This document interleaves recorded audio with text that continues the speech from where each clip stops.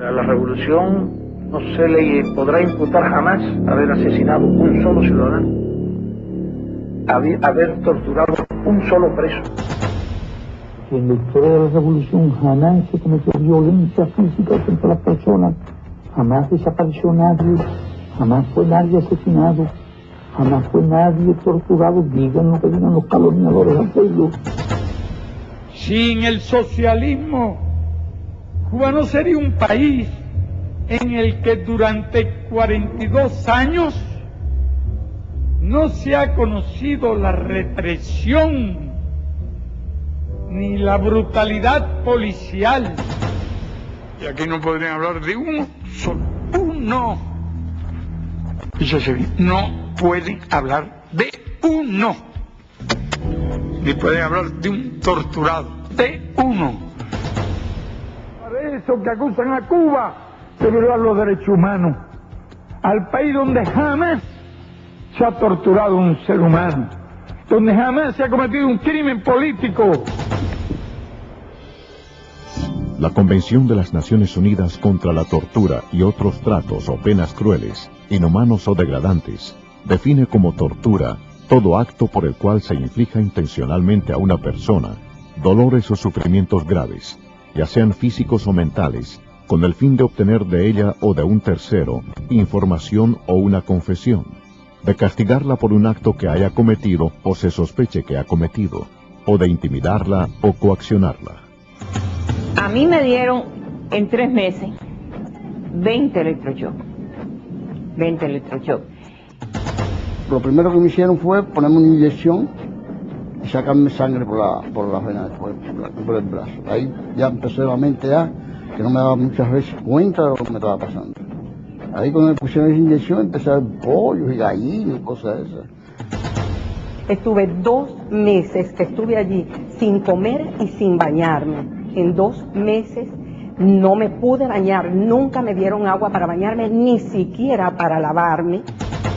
Ellos inoculan enfermedad a los presos políticos, porque cuando los ven concluyendo la condena, lo de ellos es provocarle cualquier perjuicio que le limite después continuar trabajando en la oposición cuando saquen libertad.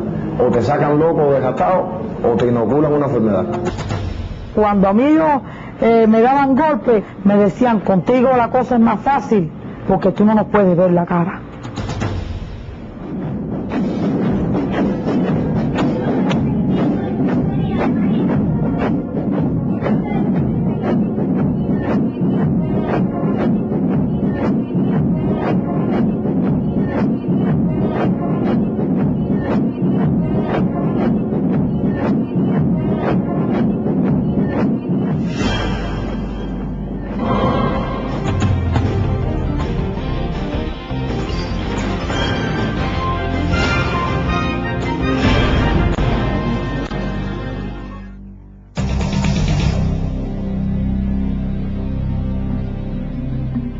El régimen castrista, desde su llegada al poder en enero de 1959, instauró el terror como un método para perpetuarse en el poder. Miles de opositores a la naciente revolución cubana fueron ejecutados en los paredones de fusilamientos. Decenas de miles fueron detenidos, torturados y confinados en las cárceles castristas. A los 16 años de edad, en junio del año 1959, yo fui sepultado en vida. Fui llevado al castillo de Ataré y a una galera normal, como había muchos allí ya. 4 días después fui sacado de allí con 2 compañeros más, a los cuales no vi en 7 días, a partir del momento en que nos sacaron y nos metieron en gavetas. Esto es un orificio o una cavidad que tiene un fondo, o sea, una profundidad de largo.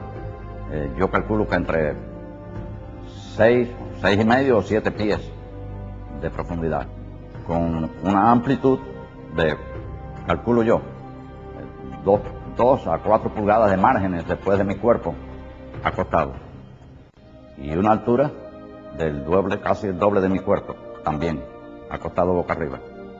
Imagínese usted una persona dentro de un féretro, con los pies estirados y los brazos estirado hacia los lados del cuerpo. En ocasiones, si se le cansaba, podía levantarlo y ponérselo encima del cuerpo, o sea, en la barriga, en las piernas, no más que eso. La cabeza no podía levantarla. Si levantaba la cabeza, tenía entonces el techo arriba, o sea, le daba el techo contra la cabeza. Para entrar allí había que entrar de espaldas. Ellos mandaban a uno que se metiera de espaldas y boca arriba. Y el piso, o sea, la superficie donde uno estaba acostado, tenía un desnivel, iba de menor a mayor. O sea, a medida que uno iba entrando, el cuerpo de uno se iba levantando un poco de la cintura hacia la cabeza. Y esta superficie estaba llena de unos minúsculos orificios, háganse la idea de un spring. Una vez allí, la puerta era una reja que cerraban por la parte de afuera con candado, por supuesto. Una vez allí acostado, abrían la llave y este spring de agua comenzaba a correr de arriba hacia abajo. Como había un desnivel, el agua no se quedaba estancada. El agua corría desde el cuello hasta los pies y salía por la puerta de entrada, o sea, por la cavidad de entrada. En esos 7 días no recibí alimento de ningún tipo, no tomé agua, la sentía, pero no la veía, la sentía en mi cuerpo entumido ya por el frío del agua, pero no la veía ni podía comerla, ni podía tomarla, perdón. Y en ocasiones traté de meter mi mano por debajo del cuerpo para ver si podía coger, pero ¿qué pasa? Que era un orificio muy pequeño, el agua me estaba dando contra la espalda y no había manera que yo pudiera sacar con el puño de mi mano un poco de agua para beber. A mediados de 1960, comenzó el proceso insurreccional en la región montañosa del Escambray, al centro de la isla. Rápidamente el régimen desplegó una tenaz ofensiva en la que participaron más de 60.000 efectivos. Se entablaron los primeros combates. Se arrestaron a varios guerrilleros, los que fueron cruelmente torturados en búsqueda de información. Caí preso y me tuvieron 28 años en la cárcel, y cuando caí me torturaron ahí en una poseta abajo del Topecollante. Querían que yo hablara o que dijera algo, que echara gente para adelante, algo de eso, y al ver que yo no hacía, me cogieron, me amagaron con una piedra y me tiraron por una poseta para abajo, a mí y a otro muchacho que estaba ahí. Y entonces me sacaron, cuando ya estaba muerto, ya me sacaron. Pero cuando vieron que yo no hablaba, me volvieron a tirar, pero ya el muchacho que estaba ahí conmigo no estaba ahí, me volvieron a tirar a mí solo. Cuando creía que yo estaba ya ahogándome, me sacaban, me apretaban, me sacaban el chorro de agua, cuando me bebían un poco, de nuevo para abajo, y ahí era, ahí, y me volvían a sacar y me volvían a tirar para abajo. No podía, ¿qué iba a hacer? Tenía que dejar que me llevara la piedra esa para abajo, y yo no sé, ya yo pensé que ya yo no iba a vivir más. Lo que uno piensa en la mente, aunque uno cuando va por abajo va pensando eso, ahí, cuando empieza a tragar agua, desesperado, y cuando ellos ven ya que uno está ahogado, sacaban a uno, y cuando ellos lo verdad que uno botaba todo eso, que uno abría así, de nuevo, otra vez y ya tú sabes, la angustia que te cae a ti.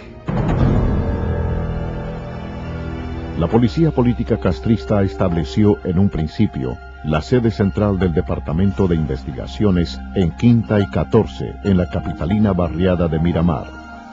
En estas improvisadas instalaciones fueron procesados los primeros miembros de la oposición al régimen castrocomunista.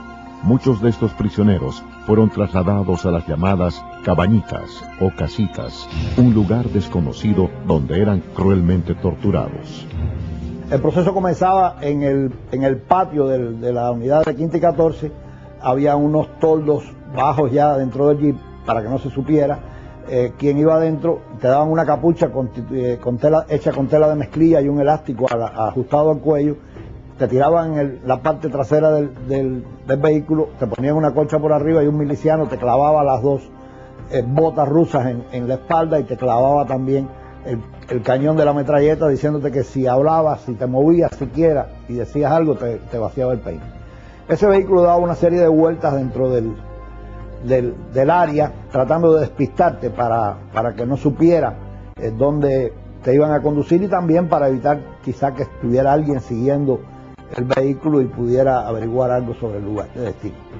Te bajaban a un sótano que estaba equipado con un equipo también de aire acondicionado más fuerte todavía, y allí completamente desnudo estabas hasta que perdías el conocimiento. Cuando ellos veían que tú dejabas de tener convulsiones y prácticamente perdías la razón, entonces apagaban el aire y volvías, te retornaban al salón. Esto es imposible decir cuánto tiempo pasaba, y ellos para, no sé si quitarse la presión o para hacerte ver que ya tú oficialmente eres un desaparecido, le hicieron llegar a un policía del barrio allí conocido en la versión de que la noche anterior a mí me habían fusilado, y le pidieron que como una cosa humanitaria se lo dijera a mi mamá para que no siguiera yendo de cárcel en cárcel y de lugar en lugar buscándome, y que ya ella descansara. Y a mí, por supuesto, me lo dijeron, que ya mi mamá estaba haciéndome misas y cosas porque estaba convencida que yo era un desaparecido oficial.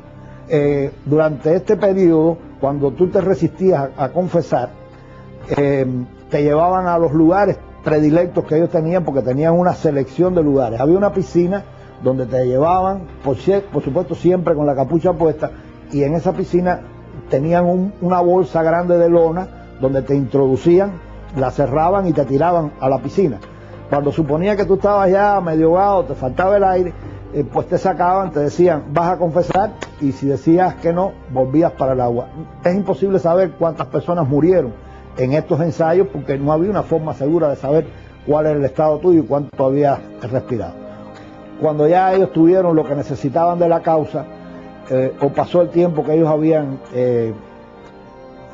considerado suficiente para esto, pues entonces te llevaban para el G2, y de ahí a unas galeras especiales que había en la cabaña, que habían estado soterradas bajo el suelo, y las habían limpiado para meter a los sobrevivientes, aunque fuera temporales, porque muchos de los que salieron vivos de allí, después en el juicio los condenaron a muerte. La cifra total de prisioneros políticos procesados en este campo de interrogatorios se ignora. También se desconoce el número de personas que, sometidas a un régimen especial de torturas, perdieron sus vidas en estas instalaciones que algunos denominaron como el Punto X. Caí preso en el año 1961, en el Quinti 14, de ahí me trasladaron para un lugar que le dicen las caballitas de tortura mental y física. Ahí fue donde empezó la cosa de la tortura. Lo primero que me hicieron fue ponerme una inyección y sacarme sangre por la vena por el brazo. Ahí ya empezó la mente que no me daba muchas veces cuenta de lo que me estaba pasando. Todos los días me fusilaban con balas de salva. Y yo sentía cuando tiraban 2 tiros de verdad y la gente gritaba. Y me viste que aquí fusilan, el próximo fusilamiento va a ser el tuyo. Y así sí me tuvieron varias veces, muchas veces me hicieron eso. Pero muchas veces me hicieron eso. Me dijeron, como que tú dices que eres católico y que Dios te va a sacar de aquí y que lo que nosotros estamos haciendo es un pecado, te vamos a llevar a la iglesia para que te saquen de aquí, que Dios te saque de aquí, o el cura en el que tú creas. Así me dijeron. Muchacho, no quiero estar tú ahí. Me pusieron una campana ahí arriba, me metieron como en un closet. Y me dijo, si te caes para atrás, eso es un vacío, no te puedes mover de ahí. Y aquello era campana bien y campana abajo. Y bueno, de ahí salí loco. De ahí salí que de verdad que lo que deseaba era morirme. Todos los días me hacían una cosa distinta. Me llevaban, me pusieron un foco grandísimo en la cabeza, me amarraron con las manos hacia el techo. Ahí empecé a caérseme el pelo. Yo cuando aquello no tenía ni patilla, ni pelo en el pecho, ni nada. De la cabeza se me cayó completo. Se me hicieron una llaga grandísima en la cabeza. Ahí me echaban agua en el piso. Me pusieron corriente, cables de corriente para que no me pudiera acostar en el piso. Si me orinaba por casualidad en el piso, venían 4 o 5 días, me envolvían en una coche y tenía que sacar todo el piso. Cuando le pedía agua, porque ya se empieza a perder la voz cuando uno tiene mucho tiempo sin tomar agua, después me dijeron, te vamos a traer agua. Entraron 4 de ellos y con el pene de ellos me orinaban toda la cara. Me dijeron también que me iban a apretar los testículos. Se sentó un señor con una cosita esa que le aprieta los lados y la bemba los caballos para que no se muevan, y empezó a apretar ahí hasta el resultado de eso, que todavía actualmente hoy tengo una venita ahí que el ratico si hago fuerza, hecho sangre. A la revolución no se le podrá imputar jamás haber asesinado un solo ciudadano, haber torturado un solo preso. A mediados de 1963, la naciente dictadura castrista traslada la sede del Departamento de Investigaciones a Villa Maristas, antiguo complejo educacional religioso, adaptando dichas instalaciones para interrogar a los opositores políticos, empleando métodos de torturas. La celda en el Departamento de Seguridad del Estado, en Villa Maristas, ¿verdad?, es de total aislamiento. Es una celda que tiene escasamente 2 metros de ancho, con 6 placas de madera que se bajan para dormir las personas. Cuando las placas se bajan, en el espacio que queda en el medio apenas cabe una persona parada así entre ellos. Esta celda se encuentra al final, tiene solamente 2 rendijas, así en forma diagonal, que no se ve nada para afuera. ¿Ven? Y en la parte delantera es una reja, es una puerta de hierro, que tiene sencillamente arriba un pequeño espacio con un foquito, nada más que nunca se apaga, por lo cual uno nunca sabe la hora en que se encuentra, el día en que se encuentra. Tiene un astillero donde los guardias vienen y le dan a uno la comida. Uno no sabe cuándo se la dan, si era la hora de comer, si era la hora de almorzar, no sabe cuándo. Para uno ir a sus necesidades, en la parte pegada a la puerta, hay un espacio en que tiene lo que le llaman los servicios turcos, un hueco para hacer sus necesidades, defecar u orinar. Y ahí mismo una pila que está como a un pie de ese hueco sanitario, donde tiene que tomar el agua uno cuando el agua viene, y una ducha cuando el agua de vez en cuando puede venir. Ahí te desaparecen. La familia no sabe dónde te encuentras, estás desaparecido hasta el tiempo que ellos entienden que te pueden darle a la familia el lugar en que tú te encuentras, y una visita tan pequeña como de unos minutos en lo que el interrogador no permite que hable más nada de cómo se encuentra uno y está escuchándolo todo. Cuando, por ejemplo, no podían sacarme la confesión de que ellos querían de un documento que habíamos publicado, en que había unos cuantos intelectuales escribiendo cosas en contra del régimen, pues en una de las sesiones pues prendieron a mi padre, y me dijo el individuo que mi padre lo habían detenido porque yo no confesaba lo que ellos querían. Ahí tuvimos un altercado que por nada nos vamos a las manos los dos. Pues no pudieron conseguirlo, pues entonces en esos casos, cuando uno tiene rebeldía para la confesión, se hacen varias cosas, entre ellos, fue el caso que yo conozco en mi persona, te sacaban de esta celda y te ponían en otra celda. Esa otra celda era una celda congelada, en que tú no tenías con qué taparte, el mono que te daban apenas te cubría el cuerpo, y ahí estaba en ese tiempo, toda esa noche, el tiempo que ellos quisieran, con un frío horrendo, donde realmente era insoportable aguantarlo, ¿verdad? Y eso era el cambio entre las otras cosas que te hacían para sacarte la confesión. Cientos de opositores cubanos fueron y son actualmente interrogados y torturados en las instalaciones de Villa Maristas y en otras similares diseminadas por toda la isla. El día 10 de diciembre de 1962 fui interceptada en una calle de La Habana por 4 personas que se identificaron conmigo como de seguridad del Estado. Me levantaron casi en vilo, me metieron a empujones en un carro y me llevaron hacia Villa Maristas. Los interrogatorios eran en una habitación muy pequeña, se metían allí 4 hombres y yo sentada contra la pared, y aquellos hombres todos así con sus piernas hacia afuera, porque parece que ellos querían conquistar como mujer, y se insinuaban. Cuando vieron que mi posición era radical con ellos, pues me empezaron a decir que si yo no hablaba, decía lo que quería, pues ellos me iban a decir el sentimiento de ellos. Me dijeron que las mujeres como yo, a esa edad, que hacían contrarrevolución eran porque eran putas. Así con 4 palabras, por lo que me metieron en una celda tapiada totalmente, y lo que había allí por baño era un solo hueco allí en el piso. Fue para mí desastroso eso, porque como yo era una mujer tan joven, apenas 20 años, como toda mujer, tenía mi menstruación para entonces. Pedí que me llevaran a un baño, no me abrieron nunca la puerta, nunca pude cambiarme, sino simplemente aquello fue muy desagradable para mí en esas condiciones de mujer, sentada, agachada en aquel hueco por donde salían ratas y donde salían cucarachas.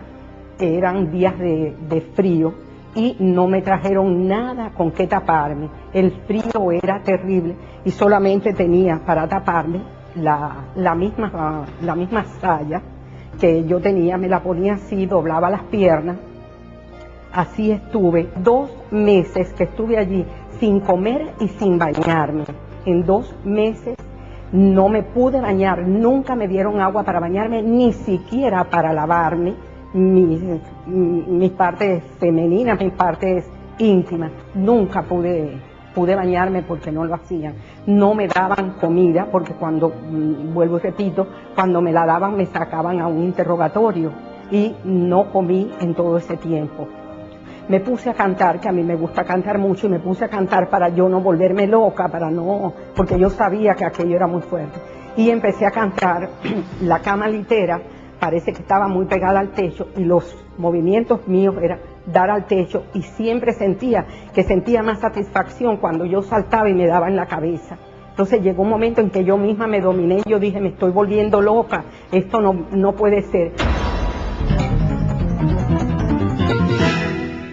Que en la historia de la revolución jamás se cometió violencia física contra las personas, jamás desapareció nadie, jamás fue nadie asesinado, jamás fue nadie torturado. Digan lo que digan los calumniadores al pueblo.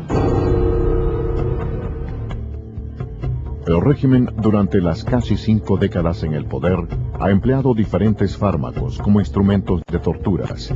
Decenas de prisioneros políticos han sufrido los efectos de medicamentos usados con fines de producir procesos hipnóticos y de esa forma obtener informaciones. Me trasladaron directamente a Villa Marista. Desde que llegué a Villa Marista, pues me dieron un papel para que lo llenara y me pusieron en un lugar muy frío, muy frío. No pude escribir nada por el frío que había. En cada 5 minutos me sacaron 2 o 3 veces. La segunda vez ya me incomunicaron por 18 días. En esos 18 días estaba en una celda que yo no sabía si era de noche o de día. Uno de estos momentos, no sé, por la noche, por el día, ellos vinieron y me pusieron pentotal sódico. Yo tenía conocimiento ya más o menos lo que hacía el pentotal sódico. Cuando me pusieron esos, parece que me afectó las vías respiratorias, porque eso deprime el sistema nervioso central, deprime también la respiración, y me cerró un poco la glotis. Como yo estaba en una tapiada, yo empecé a darle golpe a la ventanita pequeña esa que estaba, porque me ahogaba, me faltaba el aire. Y entonces cuando abrieron la ventana yo tiré las manos para afuera ahí, porque no podía, me estaba cayendo. Entonces abrieron la puerta y caí en medio de un pasillo ahí, como si fuera un animal. Entonces me arrastraron, vino un enfermero, se llamaba David, y entonces me estuvo reconociendo ahí en el piso, y así mismo me arrastraron y me metieron para adentro así, sin mirar más. Cuando estaba tirado en esa camilla, pues vinieron como 3 oficiales, que recuerde yo, a lo mejor fue parte de la parte hipnótica, porque esto tiene productos hipnóticos, un barbitúrico, y estaban frente a mí y decían, sí, él es. No sé en qué momento, más tarde, me sacaron de allí a patadas, empujones, ya que eran unos pasillos oscuros, yo no veía nada, por el suelo me robaban, me llevaban rodando por el suelo, empujándome, dándome golpes, y cuando llegué al lugar de interrogatorio estaban 3 personas, Jorge Leve Apiere, era el interrogador principal. Desde que llegué, cogió y me tiró contra una silla, me dijo, asesino, mataste a una vieja, mataste a un niño, una escuela, una bomba. Dije, pero yo no sabía ni qué me estaba hablando, porque sabía que todo eso era mentira. Pero así todo, yo estaba confuso, porque la mente mía no me daba. Y entonces me empezaron a dar golpes, me tiraron contra el piso, en el piso me patearon, y así se cansaron de maltratarme ahí en el piso. Entonces yo me quedé en el piso, pues ya me quedaba, yo oía, yo estaba algo consciente de lo que estaban hablando. Pero entonces llamaron al enfermero, parece que yo tenía la presión baja o algo de eso, me reconoció y dijo, déjenlo ya. El Presidio Modelo, o Reclusorio Nacional para Hombres de la Isla de Pinos, fue el penal escogido por el régimen castrista para confinar desde el propio año 1959 a los prisioneros políticos cubanos. Más de 5.000 hombres fueron encarcelados en las 4 circulares y los edificios que conformaban el penal. Tal vez 2 meses después de la invasión de Bahía de Cochino, fue que se dinamitó la isla, se pusieron las 24.000 libras de trinito tolueno en las 4 circulares, las cuales tenían en aquel momento, más los pabellones y otras áreas, alrededor de 5 o 6.000 prisioneros políticos. Con esto se perseguía, pues, el de que si había algún otro intento, como el de Bahía de Cochinos, eliminar en forma colectiva a una oposición, es, si no un genocidio, el intento de aplastar en una forma brutal, desde el punto de vista psicológico, a un grupo de hombres que solamente estaban allí por defender el derecho de pensar, de opinar y de creer. El director de presidio en ese entonces, Tarrao de apellido, visitó todas las circulares. En la circular 4, parado en la planta baja, pues gritó como si fuera dueño de todo aquello, que el hijo de puta que creyera que iba a salir con vida estaba totalmente equivocado. Después de hacer varias consultas con gente entendida en materia de explosivos, llegaron a la conclusión de que si las 24.000 libras de trinito tolueno que estaban en los 4 edificios detonaban, más el material bélico que por simpatía lo haría, la isla se convertiría en un cráter y la onda expansiva afectaría a La Habana. Esto, pues, produjo un sinnúmero de desajustes psíquicos, intentos de suicidio, el dormir, el comer, y aún hoy en día queda secuela en nuestras mentes, en nuestros recuerdos no se borra el haber estado durmiendo tanto tiempo sobre un colchón de explosivos en las manos de un maniático como lo es el dictador de Cuba, Fidel Castro. En junio de 1964, el régimen castrista instauró el Plan de Trabajo Forzado Camilo Cienfuegos. Más de 5.000 prisioneros políticos confinados en el Reclusorio Nacional de Isla de Pinos fueron obligados a laborar en condiciones infrahumanas durante 14 horas diarias, 6 días a la semana. Cuando nos mandaron a trabajar, no quisimos trabajar en ese momento. Mandaron a buscar a presidio 3 refuerzos militares para obligarnos y regresaron 3 camiones atestados de guardias bien armados con bayonetas caladas. Todos ellos ya venían planeados, se hicieron una fila por ambos lados, que nosotros le decimos esa fila, cuando un guardia se mira al otro, el túnel del amor, cada 48 pulgadas, 4 pies, un guardia, frente a frente. Por ahí mismo nos dijeron que nos condujéramos, empezaron las patadas, los culatazos, y saltamos la cerca y rápidamente nos sumergíamos en un agua espesa y negra. Ya nos empezamos a dar cuenta que estábamos en la famosa Mojonera, la laguna de saneamiento o de aguas albañales, que es lo que se hacía antes para cuando había un gran conglomerado y no había alcantarillado ni otras cosas donde botar toda esa serie de aguas usadas. Y esa laguna se había hecho cuando se construyó el presidio en el 1928. Tenía, cuando nosotros llegamos allí, 30 y pico de años de uso, de concentración de excrementos, de aguas negras y de bacterias añejas en su contenido.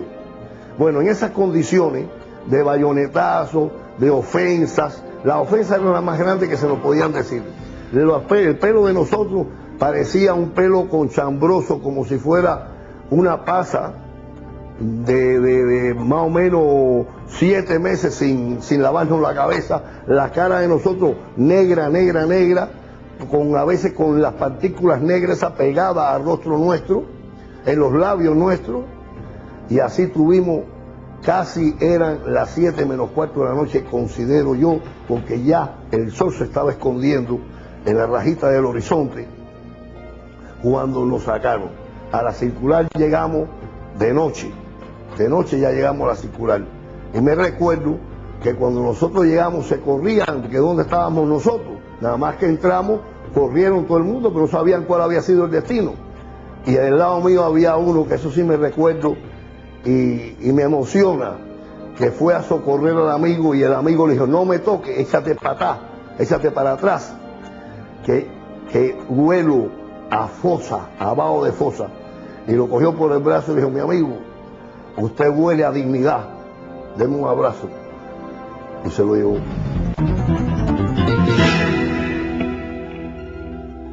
En marzo de 1967, la dictadura decide trasladar a los miles de prisioneros políticos que se encontraban en el Reclusorio Nacional de Isla de Pinos y confinarlos en decenas de nuevas prisiones que habían sido construidas a lo largo y ancho de la isla. El régimen castrista siempre le ha negado la condición de prisionero político a los reos de conciencia cubanos. Fuimos trasladados de Isla de Pinos a las distintas provincias y a mí me tocó ir hacia Huica, próximo a mi pueblo, prisión que íbamos a estrenar. Nunca nadie había estado en ella. Al llegar fuimos obligados a quitarnos los uniformes amarillos para poner los uniformes azules de los presos comunes. Un grupo de nosotros se negó a aceptar ese tipo de medidas y entró en función un grupo de yocas del Ministerio del Interior para poner en práctica para lo que habían sido entrenados. Nos agarraron, nos maniataron pie y mano a la espalda, como se amarra a los cerdos para inmovilizarlos, y nos tiraron a los baños. De ahí, 3 horas después, nos llevaron a las celdas de castigo. Fundamentalmente a las 19 y la 20, que eran cajones de concreto, de 6 pies de ancho por 5 pies de largo, por 5 o 8 de altos. O sea, yo no cabía de pie allí. Fuimos hacinados 12 por celda. Ya comprenderán que siendo hermética con una plancha en la puerta, pues respirar era prácticamente imposible. Allí permanecimos por 3 días, al cabo de los cuales quedé solo en la celda 20. En esa celda 20 permanecí durante los próximos 6 meses, o sea, medio año, trancado, solo, totalmente desnudo, sin medias, sin calzoncillos, sin nada. Los 2 y medio meses primero no me permitieron bañarme, no tenía dónde tampoco. Y tenía que tomar agua del tubo que descargaba directamente sobre el baño turco, que es un hueco que hay en el suelo. Venían una vez al mes y me rapaban la cabeza. Sin embargo, no me cortaban ni la patilla ni el bigote, para que tuviera que tener patilla y bigote como si fuera un rebelde, entre comillas, comunista.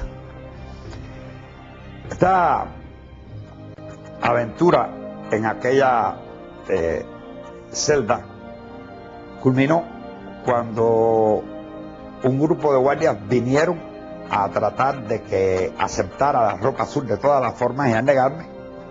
Pues comenzaron a golpearme. Afortunadamente me dieron con un candado chino en la punta de una cadena en la cabeza y perdí la conciencia, no sentí el resto. Desperté en la dirección del penal, como es lógico, vestido de azul y amarrado los pies y las manos a la espalda. Durante sus casi 50 años en el poder, el régimen castrocomunista ha empleado los más crueles e inhumanos métodos de torturas. Decenas de prisioneros políticos cubanos han sido víctimas del denominado tratamiento psiquiátrico intensivo, comúnmente conocido como electroshocks o corrientazos eléctricos. Las salas Carbó Serviá, Córdoba y Castellanos del Hospital Psiquiátrico de La Habana, conocido como Mazorra, fueron testigos de estas criminales prácticas. A mí me dieron en 3 meses 20 electroshocks. 20 electroshocks. Yo te digo que los electroshocks me hicieron mucho daño, porque dicen las muchachitas, yo te digo muchachitas, eran las compañeras presas de las cámaras mayormente, que yo caí allí en el pabellón. No conocía a nadie, no sabía quién era y me pasaba el día con una muñeca de trapo en las manos. Lo más que yo sufrí de los electroshocks era el tiempo O sea, cuando ellos me llevaban a ver a los hermanos presos, cuando les daban los electroshocks, como a mí me lo dieron de castigo. A ellos en el salón que yo estaba era castigo para todos. Ellos eran amarrados con cadenas, a veces a tubo, arriba, con las manos cruzadas, los pies y las cadenas. Los mojaban con agua, con orines. Entonces, al aplicarles los electrodos, era mucho más fuerte. Entonces, esa tortura de oír esos gritos, porque se grita, yo tengo que haber gritado también, se grita, y esas luces, yo creo que a mí me hicieron mucho más daño que los mismos electroshocks que me dieron a mí.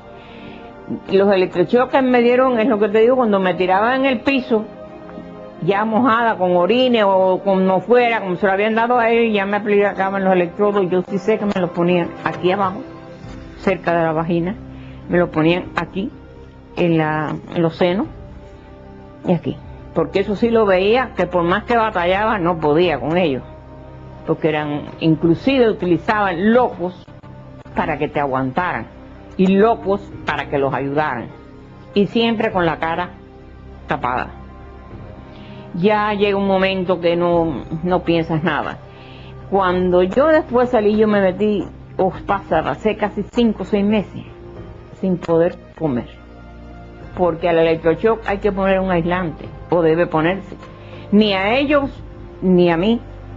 Entonces la lengua mía, la boca mía, dicen ellas que está destrozada. Yo te hablo de ellas porque son las muchachitas. Ellas me daban cucharadas de leche, cucharadas de caldo, porque yo no podía comer. Y loca que dice que a veces no se me podían arrimar. Sin el socialismo, Cuba no sería un país en el que durante 42 años no se ha conocido la represión ni la brutalidad policial. Estos tratamientos por estímulos eléctricos modifican el funcionamiento del sistema nervioso central.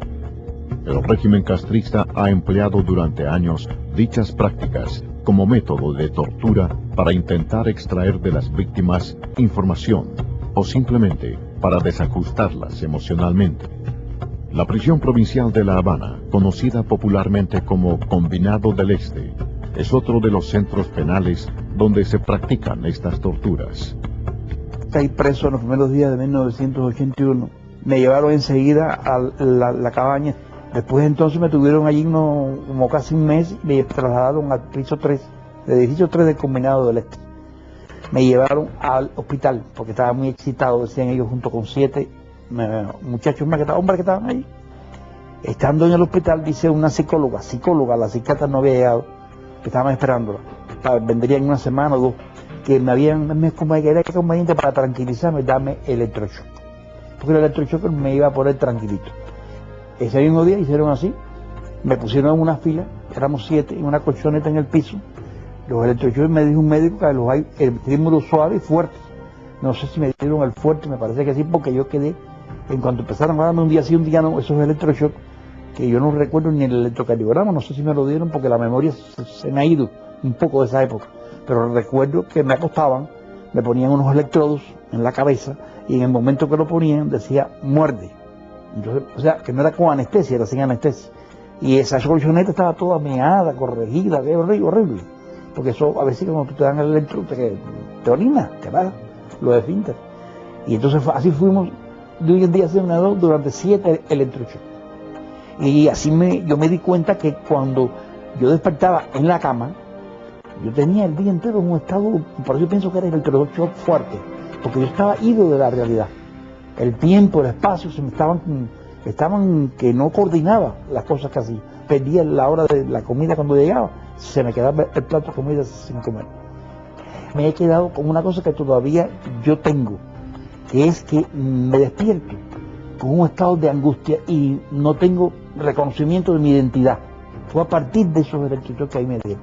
O sea, no me conozco, sea los pocos segundos que soy un ser humano y que soy yo, pero el nombre es el que no me viene, ni el nombre ni el lugar en que estoy, hasta que me doy cuenta que estoy en mi casa y que desperté y que voy a iniciar un nuevo día.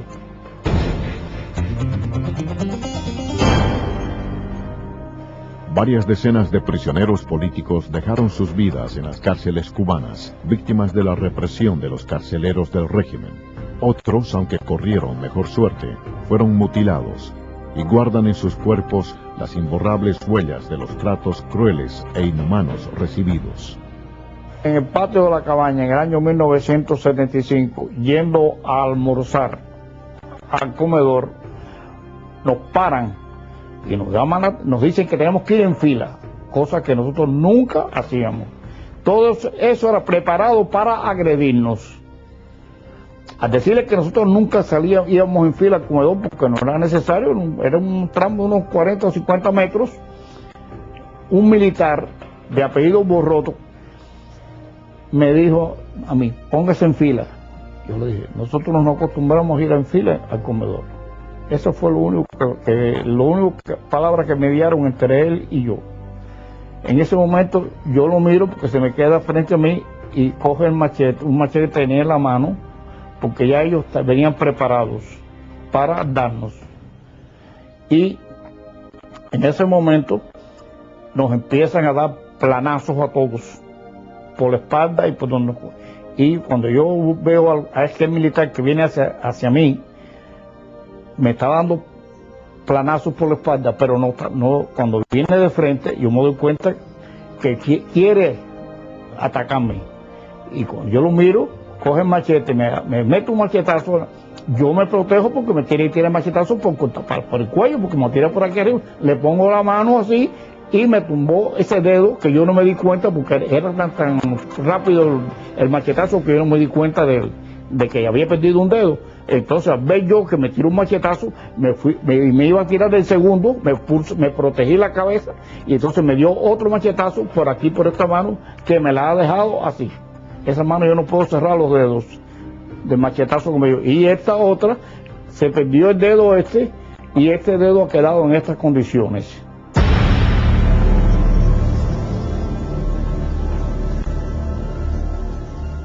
La incertidumbre, la incomunicación, el no saber cuáles son los cargos imputados, es otro de los métodos de castigo impuestos por el régimen castrista a lo largo de sus cerca de 5 décadas de permanencia en el poder.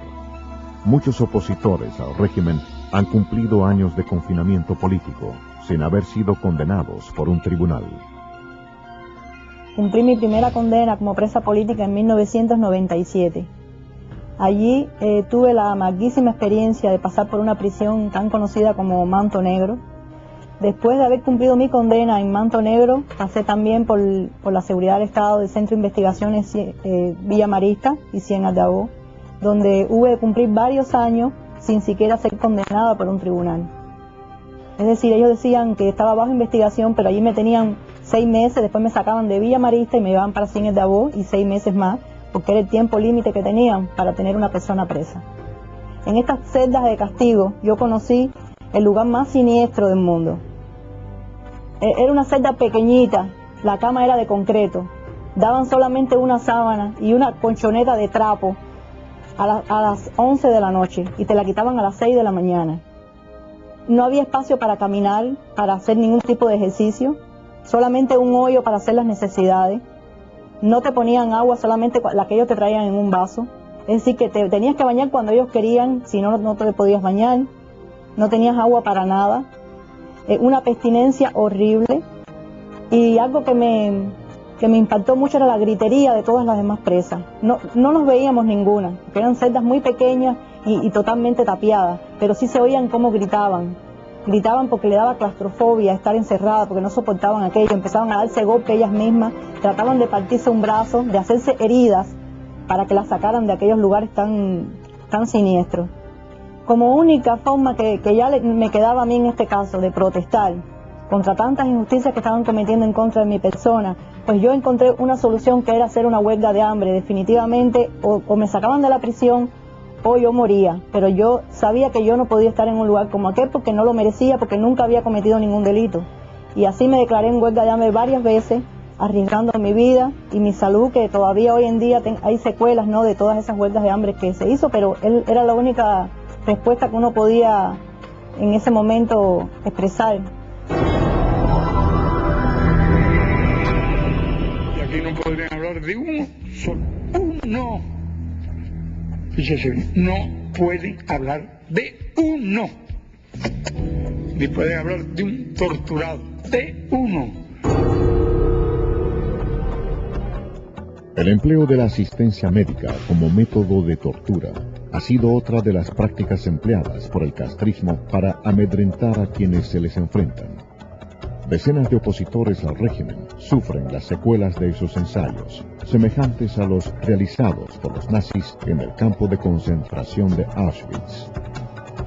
Una vez en Villa Marista, donde me comienzan los dolores de la columna, el instructor que me estaba asistiendo en ese momento, llamado Ariel Roja Capitán, es el que me informa que voy a ser trasladado a la sala de la seguridad del Estado, lo que es la parte del hospital, para que allí me ofrezcan asistencia médica.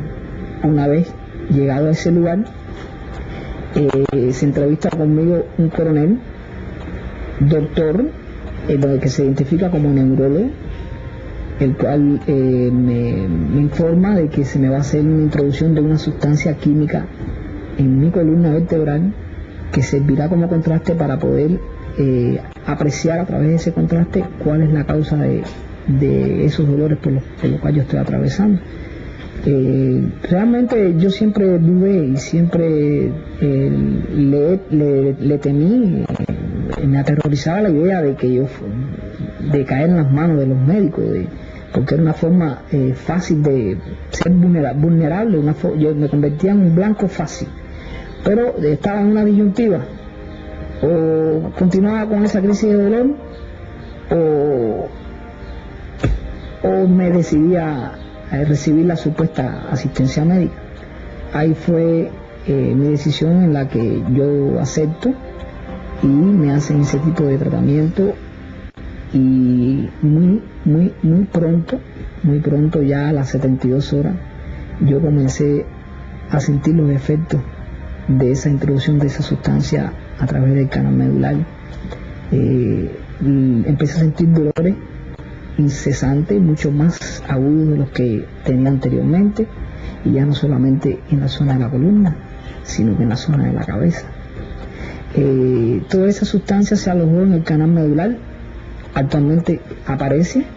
Toda esa sustancia se me alojó en la zona del cráneo. Tengo toda esa sustancia calcificada en mi cráneo. Desde ese entonces pude apreciar categóricamente que esa sustancia, o la asistencia que me ofrecieron en ese lugar, fue la causante de haberme trastornado de sueño hasta el presente.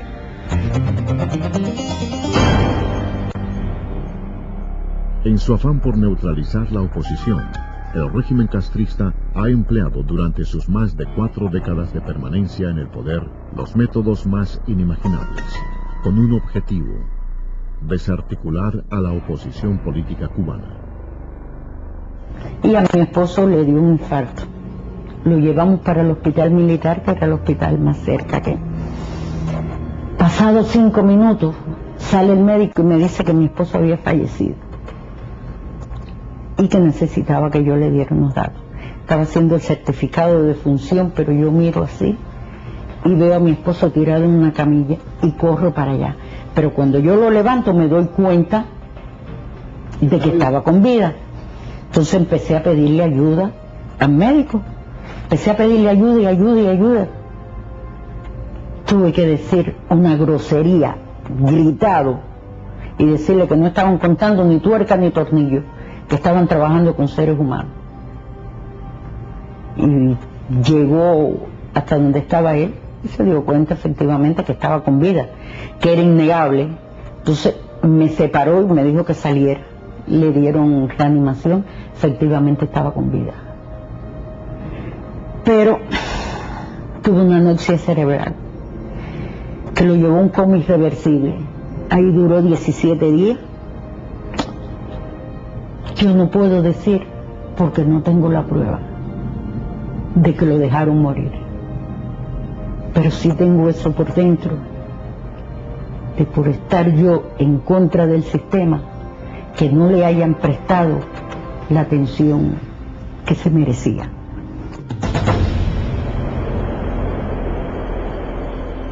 La policía política, sus escuadrones paramilitares, disfrazados bajo el nombre de Brigadas de Respuesta Rápida, han reprimido desde 1959 cualquier acto de respuesta o denuncia popular. Estas tropas, entrenadas por el régimen, han maltratado y torturado a los pacíficos opositores sin importarles su condición social, sexo e incluso limitaciones físicas. Se hizo la exhortación para noviembre de 2008. Y entonces hicieron una citación para una iglesia y ya habían vigilancia de tropas especiales y le habían hecho la advertencia a mi madre que no fuera porque iba a ser mal para mí. Y yo fui, me detuvieron en la parada de huevos, me llevaron a la unidad de la María Luisa y cuando varias veces traté de levantarme porque me tiraron al suelo, me agarraron así mientras me llevaban para allí para que yo no gritara abajo.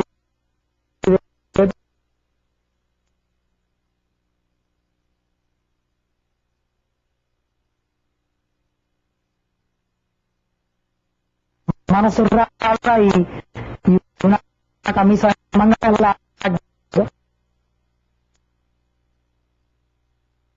Se me hizo una propuesta para que yo saliera de los derechos humanos, fue en el DTI cuando me detuvieron con Vicé.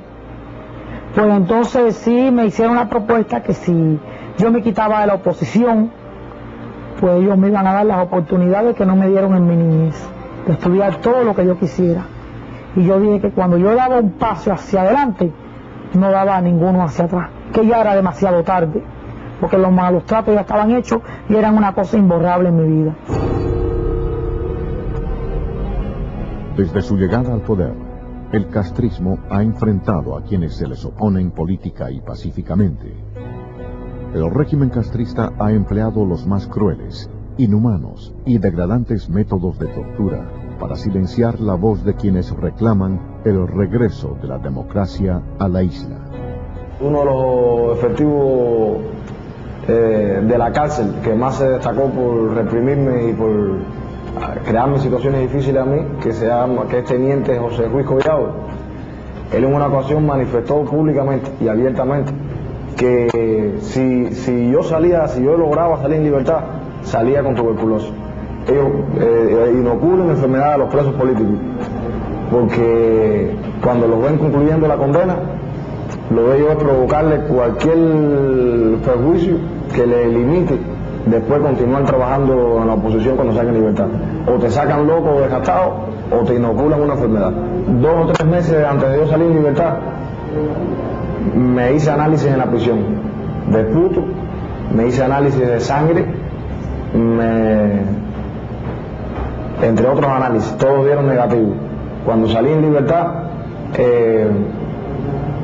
me hice análisis en el policlínico de mi municipio, en Camajuaní, y entonces me hice una placa también, y entonces la placa dio una lesión en el pulmón izquierdo, y el médico que me atendió de una forma que no es ética como un médico, porque me dijo que cuando miró la placa me dijo así mismo literalmente: coño, mi negro, qué fatal te pusiste, acabó de salir en libertad y se te olvidaron los carnavales de Camajuaní, porque esto que veo en la placa, si no es cáncer, es tuberculosis.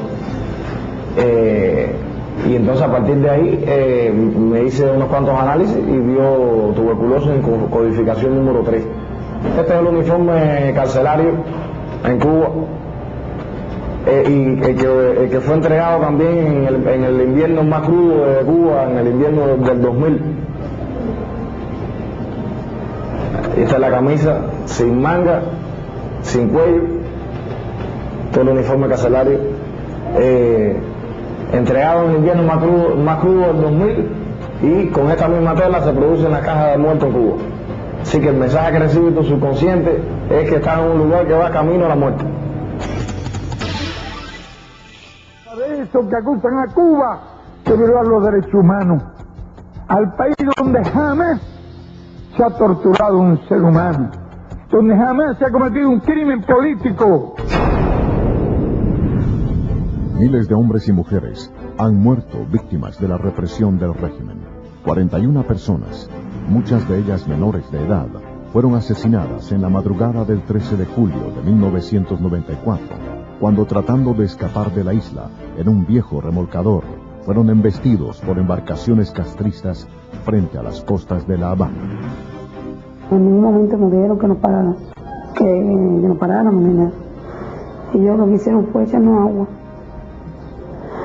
Entonces llega un momento en que ya vemos que nosotros no podemos seguir, porque entonces sí iba a ser fatal, y paramos, porque ya el agua estaba entrando. Entonces paramos y se lo dijimos, mira, nosotros viramos para atrás, nosotros vamos a virar para atrás, ya estamos parados, y ellos nos vieron parados y todo. Y le decíamos que no nos hiciera daño, que llevábamos niños ahí, le enseñábamos a los niños, y le seguían echando agua.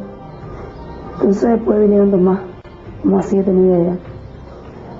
Y se pusieron uno por cada lado, uno va al frente, otro atrás, y entonces de atrás se subió arriba del barco, y ahí fue donde le dio el golpe por el lado y lo viró.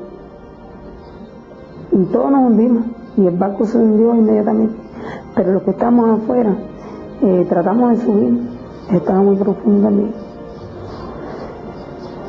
Yo llevaba al niño mío, llevaba aguantado, y yo no lo solté. Entonces yo subí, pero yo no sé nadar ni nada de eso.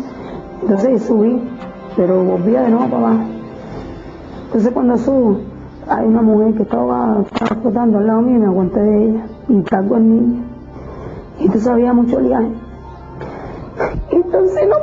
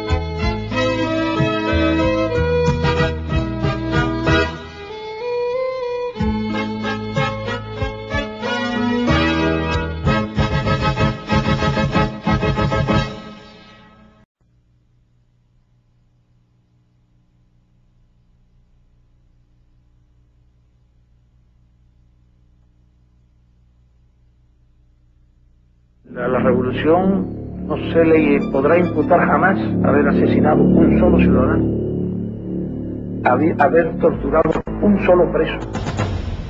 En la historia de la revolución jamás se cometió violencia física contra las personas, jamás desapareció nadie, jamás fue nadie asesinado, jamás fue nadie torturado. Digan lo que digan los calumniadores al pueblo.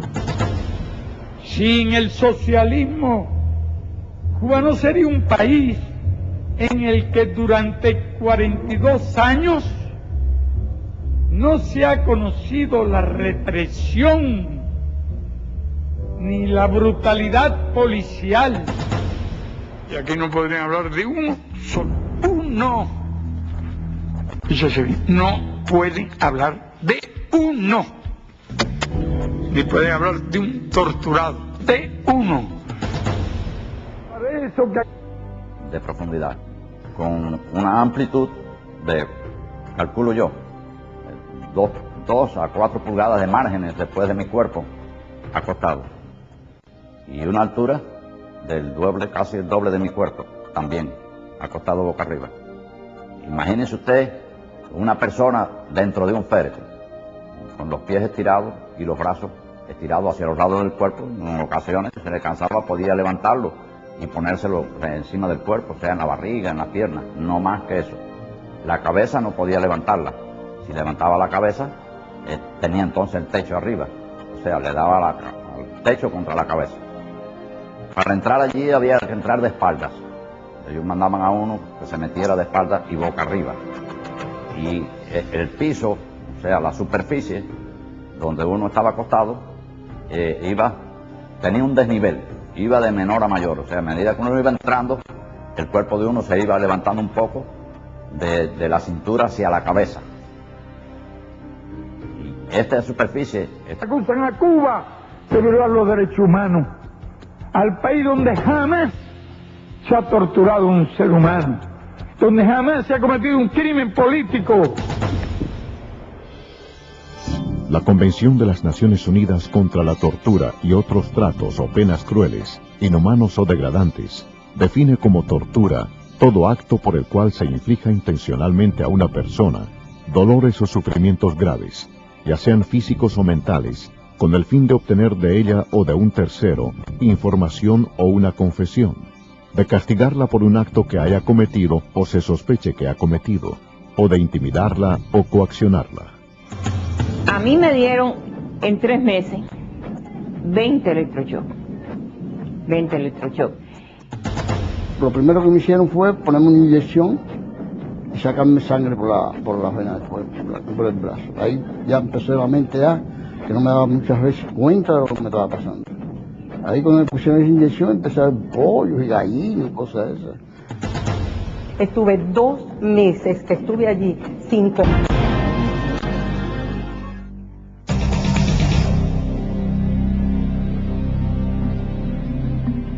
El régimen castrista, desde su llegada al poder en enero de 1959, instauró el terror como un método para perpetuarse en el poder.